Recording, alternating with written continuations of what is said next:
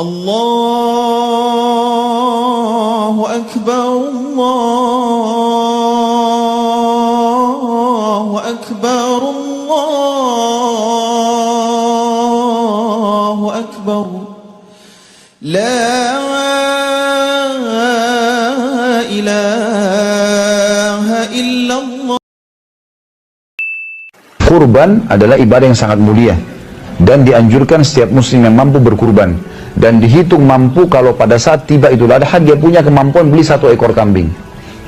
Itu dihitung mampu, jadi bukan berarti orang harus punya tabungan atau kaya raya. Teman-teman pun yang bekerja, kalau memang ada tabungan 5 juta, 10 juta, mampu beli kambing 1 juta rupiah, 1 juta saya beli. Itu sedekah yang sangat besar, dan ini ibadah yang sangat besar setelah sholat Idul Adha, dan boleh dikerjakan di 4 hari, 10, 11, 12, 13. Boleh Idul Adha, boleh di hari tasyrik yang dikenal dengan hari makan kurban, ya.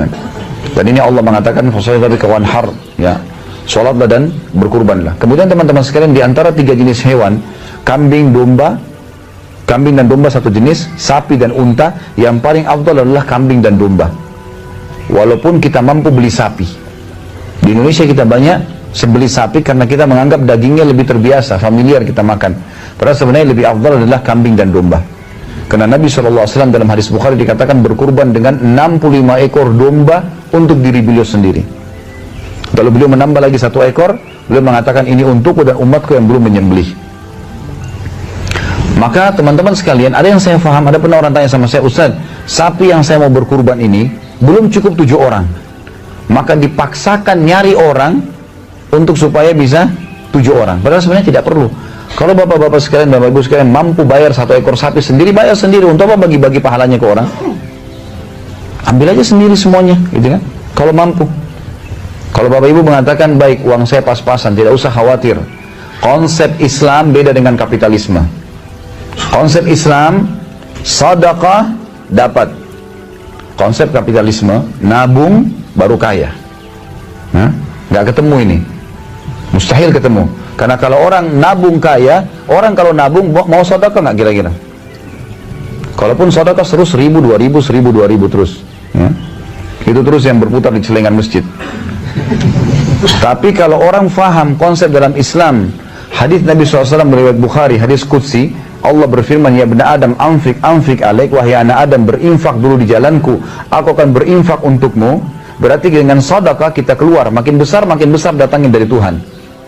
Itu konsep dasar, dan ini tidak bisa ketemu antara Islam sama kapitalisme. Makanya teman-teman yang masih ragu, oh uang saya pas-pasan 10 juta tabungan, kalau saya sedekah nanti saya keluarin kurban, berkurang dong secara matematika. Ini harus dijawab nih, karena ini masih pemahaman kapitalisme. Islam mengatakan kalau kamu keluarkan kamu akan dapat. Coba belajar deh teman-teman sekalian, coba belajar, berikan yang besar di jalan Allah, Allah akan berikan yang terbaik buat kita.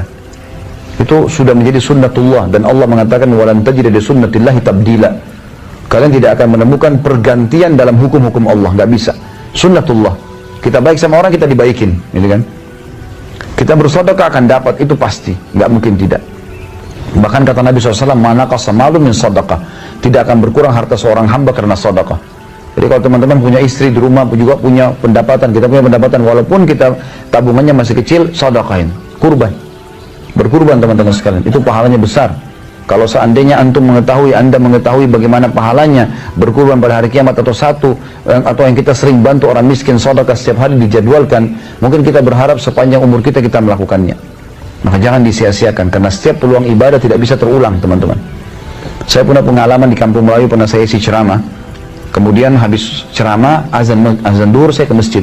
Ada seorang ibu tua sekali dengan anaknya di bawah pohon. Lalu dia berikan isyarat minta duit.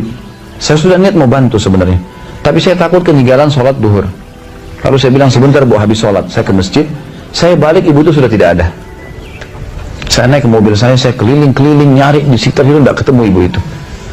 Lalu subhanallah, saya punya rasa menyesal dalam hati.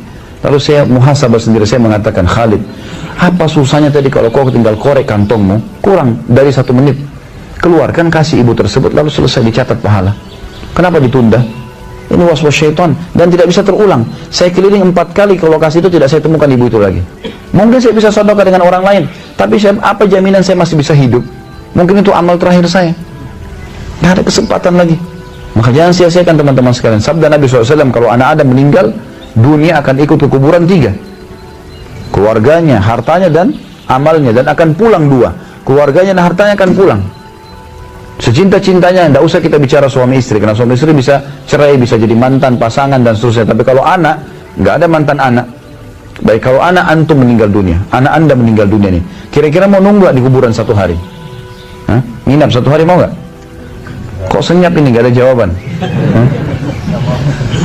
Orang gak mau. Betul sabda Nabi SAW kan? Dari 3 ini, keluarga, harta, dan amal akan kurang 2. Keluarganya dan hartanya. Secinta-cinta orang pada si mayit tidak akan tinggal. 1 jam maksimal sudah luar biasa tunggu di kuburan, pulang ke rumahnya. Mobil kita walaupun Alphard, Ferrari, mobil yang mahal pun, paling jauh parkir di pagar kuburan. Gak bakal ikut ke liang lahat. Pulang dibagi harta warisan. Yang tinggal bersama kita, amal. Ini antum duduk di majelis ilmu, ya, yang kita sholat. Yang sayangnya kadang-kadang kita sholat buru-buru 5 menit, ya, gosip sama teman di HP 2 jam bisa. Padahal ini teman paling jauh nangis di atas liang lahat kalau kita meninggal. Tapi sholat tadi yang 5 menit kita buru-buru itu akan temani kita di kuburan. Gimana caranya seseorang muslim tidak berpikir ke situ? Padahal sebenarnya amal dinomor-satukan. Makanya teman-teman jangan sia-siakan. Apalagi Idul Adha terjadi setahun sekali. Allahu Akbar, Allahu Akbar, Allahu Akbar. La